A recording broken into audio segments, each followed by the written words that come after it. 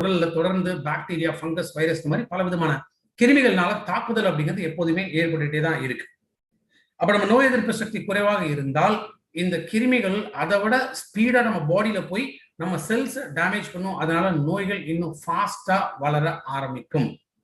அதை தடுக்க தான் இந்த இம்யூனிட்டி பூஸ்ட்ங்கிற ப்ராடக்ட்ஸ், நுணாக்காய், நுணாப்பழம் அப்படின்னு சொல்லக்கூடியதான் இந்த நோனி. நோனில ஜெரோனின் அப்படிங்கிற ஒரு பொருள் இருக்கிறதுனால இந்த ஜெரோனின் செல்களோட கதவுகளை ஓபன் பண்ணிவிடும். ஸோ இது ஓபன் பண்றதுனால நியூட்ரிஷனோட அப்சார்ப்ஷன் இன்னும் நல்லா இருக்கும்.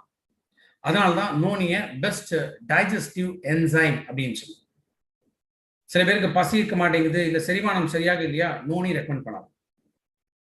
புற்றுநோய் செல்களை அழிக்கக்கூடிய தன்மை நோனில இருக்கு. அதே மாதிரி புற்றுநோய் ட்ரீட்மெண்ட்ல இருக்காங்களா, ட்ரீட்மெண்டோட சைடு எஃபெக்ட்ஸ் ரொம்ப ரொம்ப மோசம். அந்த ட்ரீட்மெண்டோட சைடு எஃபெக்ட்ஸ்ல இருந்து தப்பிக்கிறதுக்கு நோனி ரெக்கமெண்ட் பண்ணலாம்.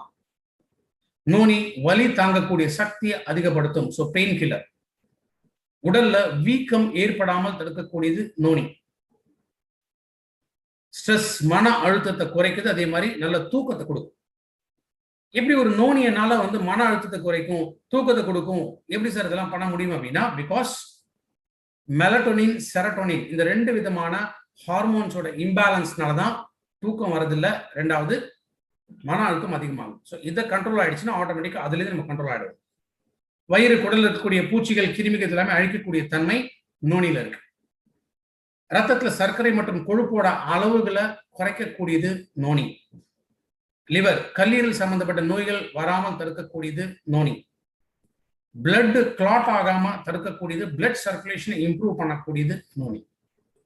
ஸோ நோனி ஒரு நாளைக்கு 3 கேப்சூல் வெறும் வயிற்றுல எடுத்துட்டு வரோம். நான் ஏற்கனவே சொன்னதுதான், ஒரு நாளைக்கு 3 அப்படிங்கும்போது 3 வேலையா பிரிச்சுக்கலாம். இல்லை அட் அ டைம் 3 கேப்சூலும் எடுக்கலாம்.